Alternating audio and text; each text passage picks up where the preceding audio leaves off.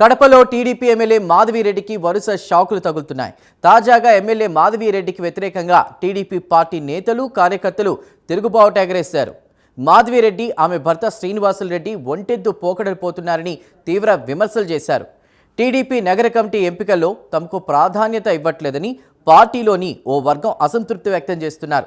దీంతో కడప ఎమ్మెల్యేగా ఉన్నటువంటి రెడ్డెప్ప గారి మాధవిరెడ్డి పరిస్థితి నానాటికి ఇబ్బందికరంగా మారుతోందని సైకిల్ పార్టీలో జోరుగా చర్చ జరుగుతోంది. అసలు కడప నియోజకవర్గంలో ఏం జరుగుతోంది? Watch the story.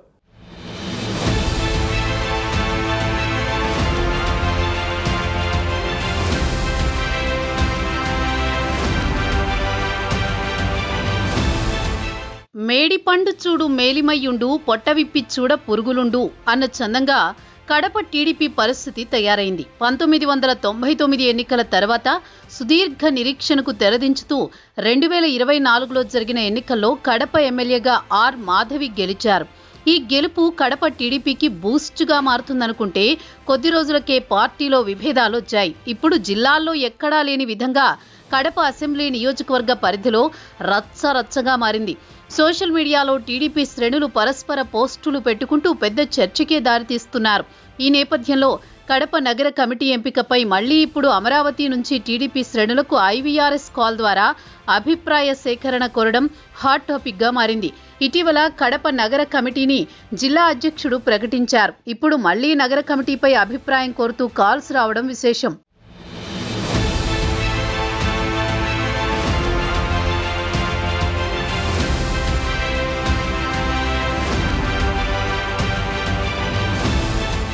కడప అంటే ఒకప్పుడు టీడీపీకి అడ్డాగా ఉండేది. 1994, 99 ఎన్నికల్లో వరుసగా దివంగత ఖలీల్ భాషా గెలుపొందారు.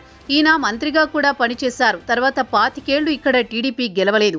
2021 డిసెంబర్ నుంచి కడప నగర కమిటీ అధ్యక్షుడిగా సానపురెడ్డి శివకొండారెడ్డి, ప్రధాన కార్యదర్శిగా ఎస్సీ సామాజిక వర్గానికి చెందిన జయకుమార్, ఇతర కార్యవర్గం పనిచేస్తూ వచ్చింది.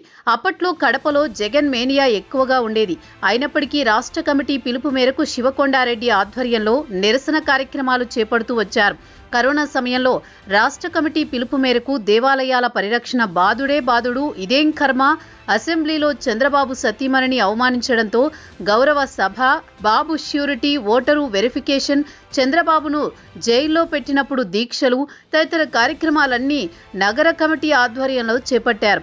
ఇదే టీం గత ఏడాది జరిగిన ఎన్నికల్లో పాల్గొంది. ఎమ్మెల్యే అభ్యర్థి గెలుపుకు కృషి చేసింది. అయితే కడపలో టీడీపీ గెలిచిన తర్వాత కొన్నాళ్లకి ఇక్కడ పార్టీలో విభేదాలు బయటపడ్డాయి.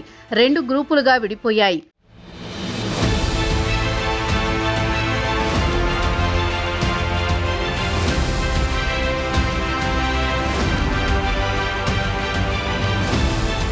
టీడీపీ సంప్రదాయంలో భాగంగా జాతీయ, రాష్ట్ర, జిల్లా, నగర, పట్టణ, మండల అధ్యక్షుల నియామకాన్ని చేపడుతోంది.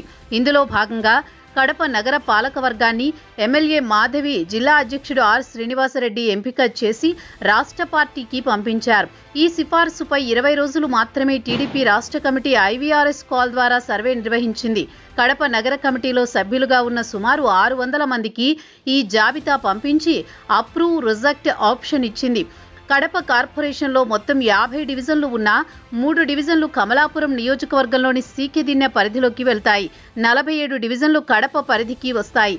ఒక్కో డివిజన్లో అధ్యక్ష కార్యదర్శి, ప్రధాన కార్యదర్శి కలుపుకుంటే దాదాపు 10 మంది వరకు ఉంటారు. అంటే మొత్తం 500 మంది.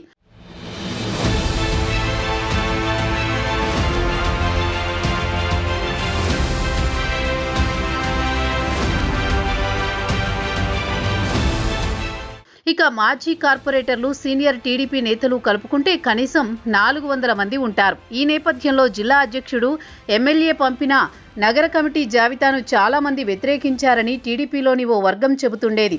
అయినప్పటికీ 10 రోజుల క్రితం జిల్లా అధ్యక్షుడు శ్రీనివాసరెడ్డి నగర కమిటీని ప్రకటించారు. ఇది తీవ్ర దుమారం రేపింది. గత ఏడాది జరిగిన ఎన్నికలకు ముందు పార్టీలో చేరిన వారికి కమిటీలో ప్రాధాన్యం ఇవ్వడంతో టీడీపీ శ్రేణులు షాక్కు గురయ్యాయి. దీనిపై పై స్థాయిలో ఫిర్యాదు చేశారని చెబుతారు. ఇప్పటికే మట్టి తవ్వకాలపై రచ్చ జరిగి చివరికి విజిలెన్స్ విచారణ కొనసాగుతోంది.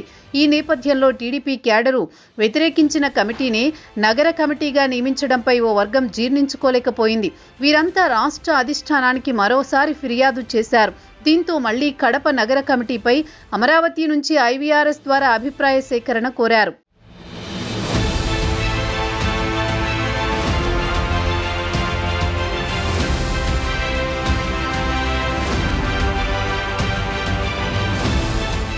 అయితే 10 రోజుల క్రితమే టీడీపీ జిల్లా అధ్యక్షుడు అధికారికంగా కడప నగర కమిటీని ప్రకటించారు. మళ్లీ ఇప్పుడు నగర కమిటీ కోసం అభిప్రాయ సేకరణ అడగడంతో రాజకీయ వర్గాల్లో పెద్ద చర్చ నడుస్తోంది. కడప అసెంబ్లీ నియోజకవర్గంలో టీడీపీ ఇప్పటికే కలగూరగంపగా తయారైంది. వలస బ్యాచ్లకు ప్రాధాన్యం ఉందన్న చర్చ సాగుతోంది. 2014-19లో టీడీపీ అధికారంలో ఉన్నప్పుడు కడపలో ఇదే పరిస్థితి సాగింది. అప్పట్లో కూడా వైసీపీ అండ్ కో బ్యాచ్కి ప్రాధాన్యం ఇచ్చారని చెబుతారు. వీరంతా నీరు, చెట్టు, ఇతర కాంట్రాక్టు పనుల్లో బాగా లబ్ధి పొంది 2019లో జరిగిన ఎన్నికలకు ముందు జగన్ మావాడు అంటూ వైసీపీలోకి జంప్ అయ్యారు. టీడీపీ ప్రతిపక్షంలో ఉన్నప్పుడు మాత్రమే కరడుగట్టిన పసుపు సైనికులను ప్రోత్సహిస్తారు. అధికారంలోకి వచ్చిన తర్వాత పట్టించుకోరనే దానికి 2014-19 నాటి పరిస్థితే ఇప్పుడు ఉందని, దీనికి కడప నగర కమిటీనే తాజా ఉదాహరణ అని టీడీపీలో చర్చించుకుంటున్నారు. మొత్తానికి కడప నగర కమిటీ ఇప్పుడు పెద్ద చర్చగా మారింది. మరి దీనిపై పార్టీ అధిష్టానం దృష్టి సారిస్తుందా? ఈ ఇష్యూని టీడీపీ హైకమాండ్ ఎలా డీల్ చేస్తుందో వేచి చూడాలి.